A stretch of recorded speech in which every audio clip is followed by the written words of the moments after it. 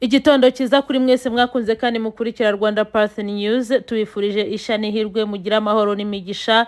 Nawe waba udukurikira ari ubwa mbere turakwifuriza kugumana natwe, ukora ku gikumwe gusa uduha like and share, then amakuru akazajya kugeraho mu buryo bwihuse. Muri iki gitondo rero turi ku itariki ya 28 z'ukwezi kwa gatanu 2026. Amakuru twakuteguriye, reka tubagezeho zimwe mu ngingo z'ingenzi zagiye kuba ziyagize. Amerika yemereye Total Energy and ExxonMobil gukomeza gukorana na RDF. Hanyuma andi makuru tubagezaho nayavuga ko warikare imirwano ikomeye gukomeza cyane hagati ya FCM23 na FARDC, ikaba ari imirwano ifite ingufu cyane muri Misambo, aho FCM23 ikomeje kwandika amateka. Uganda yafunze umupaka uyihuza na DRC Congo kubera ikibazo cya Ebola. Reka dutangire inkuru zacu mu buryo burambuye. Muri Mozambique, aho Leta Zunze Ubumwe za Amerika zahaye ibigo bya Total Energy na ExxonMobil uburenganzira bwihariye bwo gukomeza gukorana n'ingabo z'u Rwanda zikorera muri Mozambique, bitandukanye n'ibihano kiriya gihugu cyafatiye izo ngabo. Africa Intelligence dukesha iyi nkuru ivuga ko uruhushya rw'uko biriya bigo bigomba gukomeza gukorana na RDF rwatanzwe n'urwego rwa Amerika rushinzwe kugenzura ibihano OFAC mu ntangiriro za Mata 2026. OFAC yemereye ziriya sosiyete kuzicukura peteroli na gaze gukomeza kugirwa umutekano n'abasirikare b'u Rwanda bari mu ntara ya Cabo Delgado mu majyaruguru ya Mozambique. Cabo Delgado isanzwe ibamo imishinga minini ya gaze irimo muri Mozambique NLG icungwa na Total Energy ndetse na Rovum Air Energy ya ExxonMobil, ikaba ifite agaciro ka miliyari nyinshi z'amadolari. Nk'uko Africa Intelligence bivuga, ayo masosiyete yombi ntifuza gukomeza ibikorwa byayo adafite uburinzi mw'ingabo z'u Rwanda zimaze igihe zaragize uruhare rukomeye mu kugarura umutekano muri Cabo Delgado kuva zoroherejwe muri Nyakanga 2021. Ingabo za Mozambique ziracyagaragazwa nk'izitagira ubushobozi buhagije bwo gusimbura RDF muri ako gace kugarijwe n'ibitero by'imitwe y'iterabwoba ifitanye isano na Islamic State. Amakuru kandi avuga ko ExxonMobil yakoze ubuvugizi bukomeye kugira ngo ibihano bya Amerika bitagira ingaruka ku mikorere yayo na RDF. Mubo yifashije harimo Walter Constantine wahoze ari umunyamabanga wungirije wa Leta ya Amerika ushinzwe Afurika ku butegetsi bwa George Walker Bush, ubu akaba ashinzwe ibikorwa bya ExxonMobil muri Afurika. Bivugwa ko ExxonMobil yasabye RDF gukomeza kuba muri Mozambique mu gihe cyose hazaba hakiri ibikorwa byo kubaka ibikorwa byo gutunganya gaze ku kirwa cya Afungi, icyifuzo kandi cyaje kwemerwa.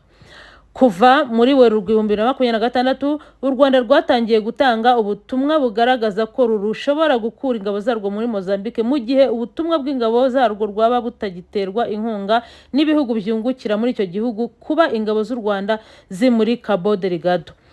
Byari nyuma y'ibihano Leta Zunze Ubumwe za Amerika zafatiye RDF n'abayobozi bakuru bayo nyuma yo kubashinja kugirana imikorere n'umutwe wa FCM23 uri mu ntambara muri DRC.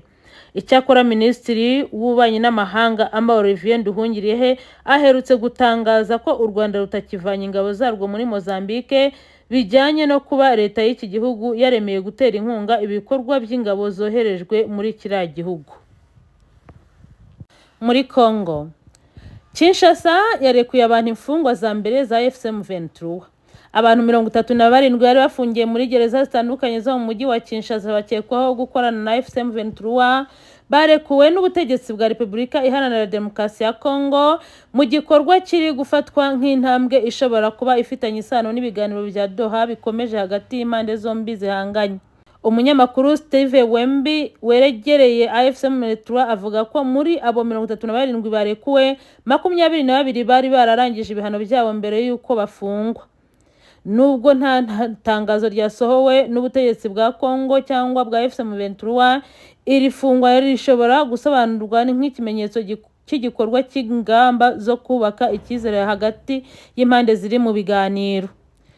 Mu byumweru bishize, ibiganiro bya Doha bihuza impande zombi byakomeje kwibanda ku buryo bwo kugabanya ubushyamirane no gushyiraho uburyo butuma impande zombi zigera ku masezerano arambye. Kimwe mu byagarutsweho cyane harimo ikibazo cy'ifungwa n'abafashwe bagishinjwa gukorana n'impande zihanganye.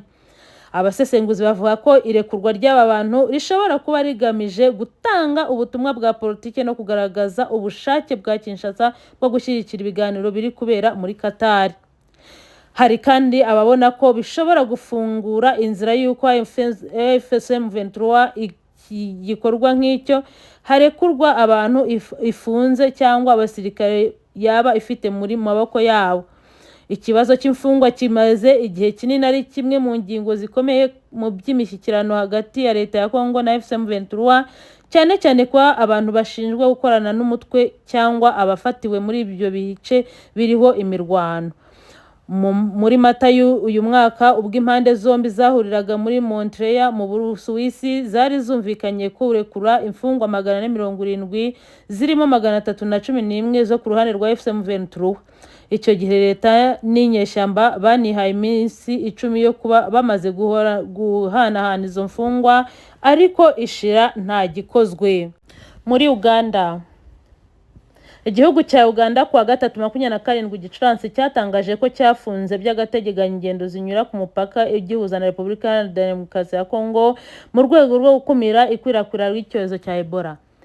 Abashinzwe ubuvugizi muri Uganda bavuga ko bafashe icyemezo cyo nyuma cy'icyo bise ibyago biri hejuru cyane by'ubwandu bwa Ebola bunyuze ku mupaka ibihugu byombi bisangiye kubera icyorezo kiri muri Kongo, nubwo muri Uganda naho cyamaze kuhagera.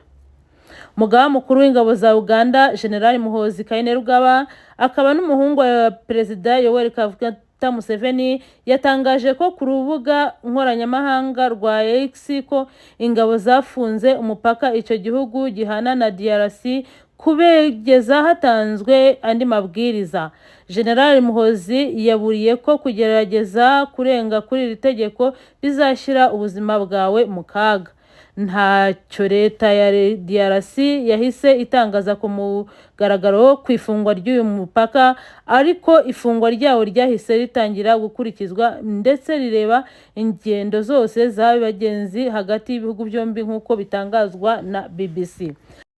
Hagati aho ariko ibice by'ingenzi cyane bizakomeza kwemererwa kwambuka umupaka mu buryo bwitondewe cyane, harimo nk'amatsinda y'abahanganye na Ebola, abakora ibikorwa by'ubutabazi, ibiribwa, abashoferi batwara imizigo hamwe n'abashinzwe umutekano. Warikare imirwano ikomeye yahuje AFC M23 imisambo. Kuri uyu wa gatatu ushize tariki 27 Gicurasi habaye imirwano ikaze hagati y'inyeshyamba za AFC M23 n'ingabo za FARDC zizigikiwe na Wazalendo mu gace ka Misambo gaherereye ku mupaka wa Groupement Kisimba na Ikobo, teritwari ya Warikare mu ntara ya Kivu y'Amajyaruguru. Nk'uko amakuru aturuka muri ako gace agera kuri Actualité Sud abitangaza, ngo inyeshyamba za M23 zagabye ibitero bishya ku birindiro by'ingabo za leta mu rwego rwo kwagura aho zigenzura muri kariya karere ka Warikare. Kuva mu gitondo cya kare mu karere k'imirwano humvikanye urusaku rukomeye rw'intwaro ziremereye ndetse n'izoroheje bitera ubwoba abaturage. Kubera impungenge z'umutekano wabo, biravugwa ko abaturage benshi bataye ingo zabo bahungira mu bihuru. Iyi mirwano yaje ikurikira iyabaye ku wa 2 tariki 26 Gicurasi aho abarwanyi ba AFC M23 bigaruriye ibice byinshi birimo Ihura, Katobo na Mukowa muri Groupement ya Kisimba. Aya makuru mwagiteguye kamagezo nanjye Joseline Cabral.